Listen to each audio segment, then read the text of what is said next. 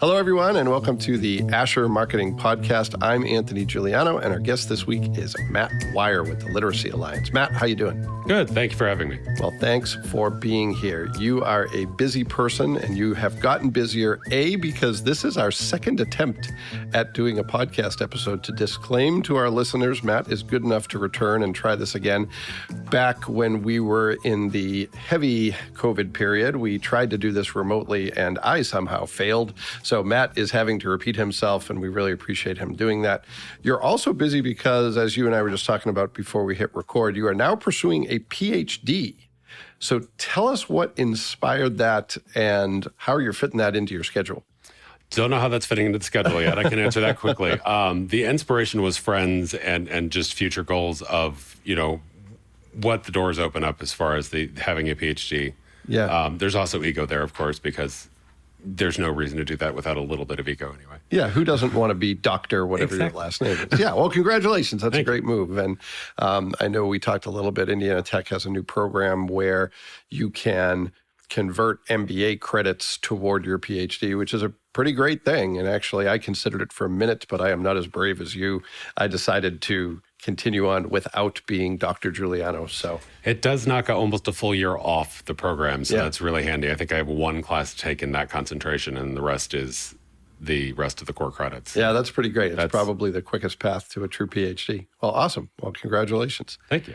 All right. Well, Matt, we're going to talk about your career path, your organization, and then some of the projects you're working on. Let's start with career path, because you've had an interesting one, and now it gets even more interesting with you pursuing a PhD. So take our listeners through how you went through your life as a student, and maybe surprising how that's different than how a lot of professionals end up in a role. Yeah, get comfy. It's a long one, but I actually dropped out of high school in the 9th grade. Right about the time I would be starting or ending 10th grade, I can't remember which, I started my own graphic design firm, marketing firm, and got a few clients from there. That ran for almost 20 years before 2008 hit, and the economy went downhill. And my brain said I should probably at least go get my GED. Mm-hmm. So the day before my 37th birthday, I believe, I signed up to take the GED on my 37th birthday. Oh, wow. So did you grow up in Indiana? Partly. Okay. All right. I was part of the divorced family, so I was between, I've lived in about 10 states total. Oh, wow. So okay. So why the decision to drop out of school? You're talking to someone, as you and I have discussed in the past, who is a very, very near college dropout, and I ended up muddling through. But what was the motivation to drop out, and why did you decide to go back and earn a GED other than, forces of the economy? Force of the economy, and it was very hard to find a job, even with my skill set, without at least that GED in place. Sure. The reason I dropped out in the first place was because I was terribly bored. I signed up for certain classes, and the day I got into the class, I literally dropped out my second or third week in 9th grade, so as a freshman. Wow. I signed up for archaeology. They put me in pottery instead because I was one of 3 people that signed up for archaeology. No questioning, couldn't change the schedule, so I ended up... It just wasn't for me, and I was finding myself at the time and wasn't comfortable in with my peer group, and it was a number of factors, and I just ended up dropping out. Yeah. Okay. So you earned the GED after your 37th birthday, and where do you go from there? I actually started at Ivy Tech. Mm-hmm. I took maybe 4 or 5 classes there. Mm-hmm. It wasn't quite flexible enough for somebody working full-time and trying to get a degree at the same time. Yeah. Stumbled across a couple of other programs, finished 2 or 3 courses each in each of those programs, and didn't find the right fit until I found Southern New Hampshire University. Mm-hmm. And the scheduling that they allowed worked well with my schedule. Mm-hmm. Once I finished that, I looked into the MBA program and looked around, ended up at Indiana Tech, and that schedule also fit very, very well. Yeah. So it sounds like you were a great prospect for online education in a number of different ways. And if you don't mind my asking, so you did the GED starting around 2008, if I remember correctly? More or less, yeah. And when were you enrolled? When did you start enrolling in online college, if you will? It would have been the same year. It would have been a Okay. couple months after I got the GED. I first signed up for Ivy Tech. Okay. So that's pretty early in the days of online education. I mean, we've come a long way since then. Very much. What was your experience like? Was it a good experience overall? Ivy Tech was interesting. They had a hybrid course, so there was a couple things that I had to take in class, and that was what finally broke me, I think. Sure. It wasn't the class itself. It was I wanted to move at my own pace, and it wasn't working in the classroom environment as much as it was in an online environment. Got it. I remember my first math class was literally waiting 30 minutes for the teacher to run around and teach people to turn on their monitors. Wow. And I wanted to do something, and watching them do that was like, okay, this is not working. Yeah. So you're doing all this education. You go from GED to bachelor's degree to master's degree. What's work look like throughout that process after 2008? And you say, okay, I have to do something different. I went back. I've always had a computer background with, and the marketing background is there, but I found without a degree, it's very hard to find any job in the marketing world, regardless of your skill set. So I went in with the computer skills and ended up doing a lot of executive admin work. I ended up at Tower Bank as executive admin to the COO there. I eventually moved to marketing in that area as well about a year before the sale. And work life was crazy. It usually is. The MBA, I was working as a manager as well as the executive assistant to the COO at PHP. So I had a team to manage as well as all of the day-to-day stuff for the COO. Yeah, well, it sounded like at that time there were a lot of folks who were at Tower moved over to PHP. I think Gary Shearer was one of them. There was a few. Gary came later. Mike Cahill involved. Did, yes. Yeah, so you kind of went with that team? Or? Sort of. It was a few years later. It was about 2 or 3 years later. Mike didn't go immediately. A couple of people did pretty quickly, but there was maybe 6 or 7 of us at one point. All right. So you knew some people there, and that certainly helped, I'm sure. Yes, it did. Yeah. Okay. All right. So after PHP, take us from there. Where do you go after that? The first step I did from PHP is the Literacy Alliance, where I'm working as the director of communications. So my main job is to get our brand out there, let people know who we are and what we do. There is a misconception that we're just teaching reading when most of our program is focused on adult basic education and helping adults get their HSE or their GED. In the state of Indiana, it's now the HSE or the high school equivalency. That's what a lot of our focus is on. We do skills training as well. There is adult basic education mixed in there. So if they're having problem with reading comprehension, that's part of these classes. We also have pre-HSE classes, which are for people that test under 6th grade reading level. Once they get past that, they can go into the HSE class and move forward from there. Okay. So tell me, this might sound like an obvious question, but I don't want to make any assumptions. Did you seek this position out in part because of your own experience? Was it just kind of a happy accident? And how does that impact your work with the Literacy Alliance, the fact that you took, in effect, a similar path? It was a happy accident. It just appeared one day on my radar, and I had a misconception when I applied for it that it was teaching, reading, basic reading. So until I went to the website and actually did some research before the interview, that's what I thought they did as well. It is a complete happy accident, and it does help. I can connect with students in a way that a lot of people can't. And most people wouldn't frame their GED, but I have the GED, the bachelor's, and the master's, and a triple frame on my wall to show students that they can do anything they put their mind to. Yeah. How often does that come up? How often do you have the opportunity to share that? Quite often. They'll stop by my office and chat. I've got a couple of people that stop by every now and again that just, I can't do this or whatever. And I look at them and tell them, you have to make the time to do it. It's not easy. You have to put your brain to it, and you have to make that decision to do it. So are people surprised when they learn about your path? Some people are. Some people are. What does that look like? How does that manifest itself? I see, for me, I was a high school dropout most of my life. It's really only been 11 years since I've had anything. So in my head, I'm still a bit of a high school dropout. I have an MBA. I graduated with a 4.0 GPA, and I graduated at the top of my class at Indiana Tech that year. But in my head, there's still that doubt that goes, hey, you're just a high school dropout. I know I'm not.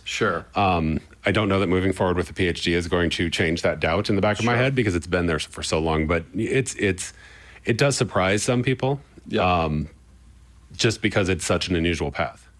Yeah. Well, and again, I have a similar experience where, whenever I teach a class to traditional age college students, I tell them you're being taught this class by someone who definitely would have failed it when I was your age. And there's no doubt about that. So, well, that's a great story. And I want to shift a little bit and talk about the Literacy Alliance, because as you noted, there's some misconceptions about the organization. So let's start sort of at the beginning. How do you describe the work done by the organization, in addition to what you've already said, obviously? What does the team look like, and how does the work get done? We're a team of 15. There's, let's see, I have to count now. The CEO, the COO, myself, we have a volunteer coordinator now, and an office coordinator are the main office support team. There are 3 site coordinators that handle all things with the students, 4 teachers, and 1 that does double duty. Okay. So it's a small group, 14, 15. My math is right today, which is probably not, but there's a small group. Everybody's very dedicated to the mission, which is to help people become self-sufficient, to reach their learning goals and to reach their potential. Again, it's not just reading. There's math skills involved. There's reading comprehension, of course. But again, it's there mainly right now to help adults reach their educational goals and get out of the poverty cycle if they've dropped out of school for, they had a child very young or whatever reason. Having that education opens doors for them that they wouldn't have otherwise. Sure. And I assume these services are provided at no charge. They are at no charge whatsoever. How do students find you? Are they referred from other entities? Do they find you on their own? Is it a combination of those things? It's a combination. Our website is pretty easy to find. It's literacyalliance.org. But they are referred through the courts sometimes, through other social service organizations. It just depends on what the need is. Okay. And when you think about, this again might sound like an obvious question, but you depend upon support, obviously, from a lot of different entities. Why would you encourage someone to support your organization versus others? Why do you think the Literacy Alliance is important in our community? It does make an impact on the community. When you pull people out of, it has a multi-level effect. When you have people that have a good job, that have health insurance, all of that affects our community. They can put money back into the community. They can be a contributing member of the community. Their health improves, so they're not pulling, other monies out of areas that need the programming. Yep. There's just a lot of impact areas as far as adult education and helping people get past that barrier. Sure. So we're recording this in early June, and we're hopefully seeing, a lot of light at the end of the tunnel from the pandemic. But how was your organization impacted by that? I assume you had to convert to all virtual classes, and how difficult was that both for the organization and its students? It was right as I started. They had just flipped over. So it was an interesting all hands on deck. Sure. They did it with a lot of grace. It's hard for students that are used to in-classroom experience to switch to that. Even though they did Zoom calls and the classes were all but the same, it's just without that personal connection, it was hard for some of our students to connect. Sure. I don't remember what the attrition rate was. It wasn't very high, though. We kept quite a few people in the program through it all and got them to their HSE, but it was a pretty quick flip, and it really only lasted 3 or 4 months before we had protocols in place. We halved the class size. We took, there was 6 to 7 feet between each person. Okay. Normally there'd be 3 people at a table. There was 1 at a table. Yeah. So we did every safety protocol we could. We put, cleaning regimens in place. Everybody was in a mask, all of that stuff. So we, as far as I know, we never had an issue. Okay. And, in terms of the organization itself, what were some of the challenges that came with that on the provider side, if you will? I think the biggest challenge was just learning the new tech. So a lot of our teachers weren't used to Zoom or any of the new, they were used to teaching in person. So when they had to go to Zoom, they had to learn that very quickly. And there's some other software that they had to learn pretty quickly. So I think that was the biggest probably hurdle for our teachers and our students. Yeah. Yeah. Some of them, didn't have that availability to get on a computer, so they used their cell phone to attend the Zoom meetings. I think that was probably the biggest hurdle overall. Yeah. Yeah. So it sounds like a lot like most places, just dealing with the technology. Yeah. So I mentioned, funding. How is the organization funded? What are the sources of revenue, if you will, that keep the organization thriving? It's funded through several areas. There are a lot of our through private donations. We get some money from the state as well from the educational standpoint. But we also depend on our communities to help us out. We serve Allen, Adams, and Wells counties. So we're in Bluffton, Decatur, and Fort Wayne. We have various locations and try to make it easy for the students to get to us on their schedule. We have a flexible schedule, and there's an AM class and a PM class in most of these places. So it does. We try to do that just so that they have the availability to get there. Yep. We also do an ESOL class, which is an English for speakers of other languages. Again, all of this is free of charge, and that is right now in one location once or twice a week, and we're looking to expand that right now. So yeah, well, and I would assume, again, another assumption, and you're the expert, but I would assume that now that we're back to a little under 4% unemployment, that organizations have a vested interest in helping you find people who can skill up because they need workers more than maybe as much as even more so than right before the pandemic hit. And that's possible. We are looking at training programs to help, pay for fee for service training programs to go to an employer and maybe train up some of their employees, be it in English, be it however. Yeah. We haven't implemented that because of COVID. Sure. So it's one of those, it's sitting over here and I know it's over there and I got to get to it eventually. Yeah. Well, Matt, you're involved obviously in the PhD program at Indiana Tech. You have a full-time job with Literacy Alliance, but you do other things too. Tell us a little bit about some of that other involvement, or maybe that's gone by the wayside now that you're pursuing a PhD. It hasn't. I've also worked with SuperShot for the past 6 years, helping out with their marketing needs, some of their social media. Connie has really done a great job taking over a lot of the social media side of things. If she needs a graphic or something thrown together pretty quickly, I'm usually there to help. I did help with their big campaign that was last year as far as raising a capital campaign to help pay for the building. So I'm there and she knows I'm there. She's trying not to bug me much, but I keep harassing her and telling her, I'm still here to help. Yeah. Yeah. And what's your motivation for being involved with SuperShot? I've seen the impact again that organization has on the community, and it's a health-driven, need in this community that we all are as healthy as we can possibly be, and being vaccinated is one of those steps. Yep. PHP was another big influence in the SuperShot area. I was with SuperShot before I was at PHP, but they are one of the larger funders of SuperShot. So when I was at PHP actually paid me to work for SuperShot. Okay. I am strictly volunteer now on whenever she needs me, I'm around. But it's another one of those organizations that's close to my heart. Sure. Well, obviously you have quite a bit going on. And one of the things we like to talk about on this podcast are some of those specific projects that are at the top of your to-do list, maybe taking up most of your headspace, maybe keeping you up at night, maybe making you excited, maybe a combination of those things. So for the other marketers who are listening, what are some of the things they might be interested to hear that you're working on right now? Right now, well, last week actually I finished our engagement calendar for the rest of the year. So I made sure and I did it very old school. I got a pen, some colored pencils, and just literally laid out the entire plan for the rest of the year. I'm trying to plan for our big fundraiser, which is happening in September this year.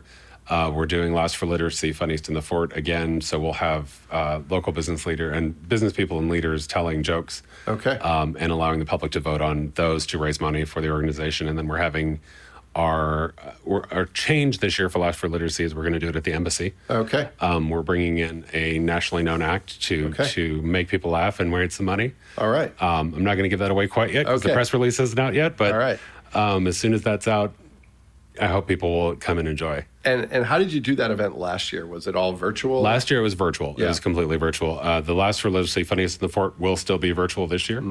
We're doing it 2 weeks before the event, which is September 25th. And we're going to give the trophy and announce the winner on stage that night of the event. All right. So do you have a roster of business leaders who you already have identified, or are you looking for ideas on that? We have a combination. We're going to contact the people who were with us last year. We've reached out to a couple of them. They've already agreed. So there's that. And then if anybody wants to reach out and they'd like to tell a joke on camera to help us out, that'd be great. All right. So what are the limitations on what they can? Need to keep it PG. I was going to say, we're going to keep it PG. To be a family-friendly event. It is a family-friendly event. All right. Okay. Like I said, this one's online, but we're still going to try and keep it PG. All right. Well, that rules out most of the people I know. So, well, good. Well, my friends too. So yeah. So when you talk about your engagement calendar for the year, for those who might not be in a marketing role, explain a little bit about what that means. In my case, it's our newsletter publication timelines. It's our e-newsletter publication timelines, and there are 3 of them now that I'm developing. One is our monthly newsletter. One is directed towards our students to give them information on our program, what's happening, give them a little update on maybe some of their classmates that have graduated to give them that extra push. Yep. We have a student resource page out there that's open that has all sorts of information that could be helpful to our students. Then we have a donor or a partner newsletter that's going out that shows the impact as well, that their donations, that their help is helping. Yep. And I would assume social media is woven woven into that as well. And then there's a print newsletter in that as well. And like the events are in there as well. Press releases, all of that stuff is mixed on this calendar. And September looks really ugly, I'll tell you now. Well, and one of the things that I really applaud you for planning ahead, because a lot of times one of the reasons organizations and individuals are hesitant to plan too far ahead of this. I'll say, well, what if everything changes? And what I always say is it's going to change, but the more you have down, the more you can be responsive to those changes as they happen. Has that been your experience? It has. I have a marketing plan that I've written out at the beginning of the year that I know certain months I'm focusing on certain aspects of either, getting the word out, the brand recognition. There's the word I was looking for. The donor spotlight. We're talking to our volunteers. We're looking for more volunteers. There's just certain things during the month that we focus on, throughout the year. Sure. So that gives me a general plan. Probably 3 months out is safe to say it won't change much. Yep. Beyond that, it is there to help. Sure.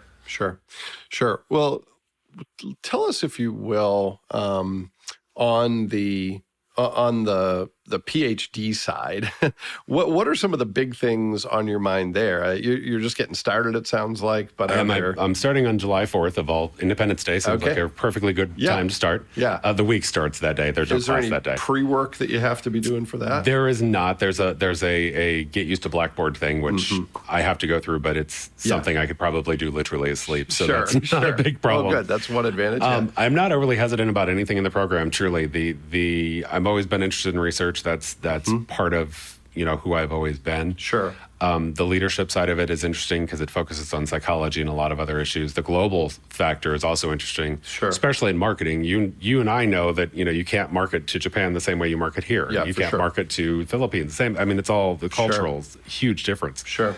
I'm guessing leadership is the same. Yep. And trying to lead from a global perspective in the United States is going to be an interesting thing to study, I think. Sure. So you've got your engagement calendar done, or at least settled. You've got your PhD getting started on that. What are some of the other big things on your mind that you're working on right now? The biggest thing right now is getting all of the ducks in a row to get Last for Literacy up on the website, get all of the pieces moving and get those out there. I've got to get a couple of videos shot as well for that event with our students. Yep. So I've got to do that. There's a couple of big rocks, but most of it's this Last for Literacy is going to be my biggest thing for the next quarter. Sure. And it's now June, so September is right around the corner. It is. That's when your ugly calendar will demand even more of your time.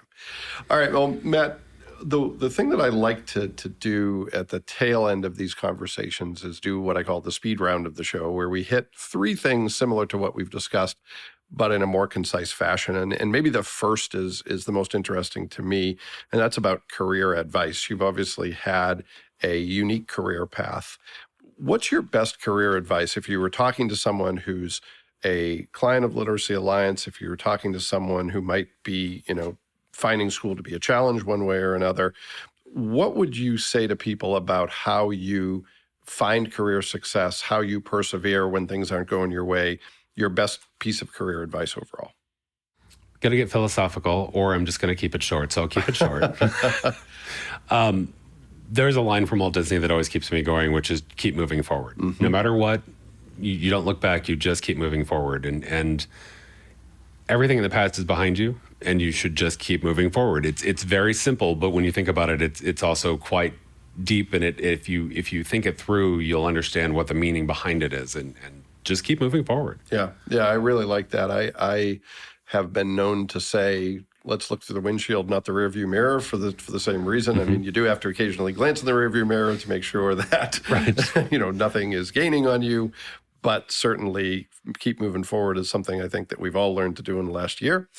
Second question is about your organization. If somebody stopped you on the street and said, okay, I don't know much about the Literacy Alliance, and you only had 30 to 60 seconds to fill them in, what would you say? We help adults in Allen, Wells, and Adams County achieve their educational goals.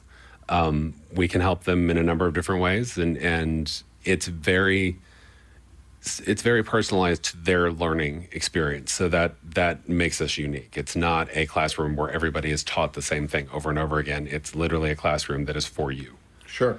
And just a quick question out of curiosity, how big do those classes tend to be? How many students in each Right class? now, we're under 10 on purpose. Okay. Yeah. So we've split them up. When it goes back, we have up to 20, 25 usually. Okay. All right. And then the last question, and this one's a little bit different. I don't think you had the opportunity to warm up with this one when we last talked, but I'm asking people as we sort of emerge out of the pandemic, hopefully, what did you learn, over the past 14 months that you think will stick with you as you move forward? In other words, what were some of the lessons of quarantine, of the pandemic, of learning new work skills that you think are going to stay with you for the rest of your career?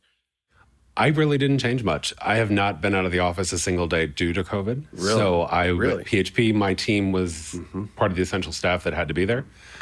When I moved to the Literacy Alliance, there was 2 of us in the office, but it was trying to onboard me, and we had our independent offices, and we wore our masks and kept our distance and all of that. So I haven't had the COVID experience that everybody else has had. Sure.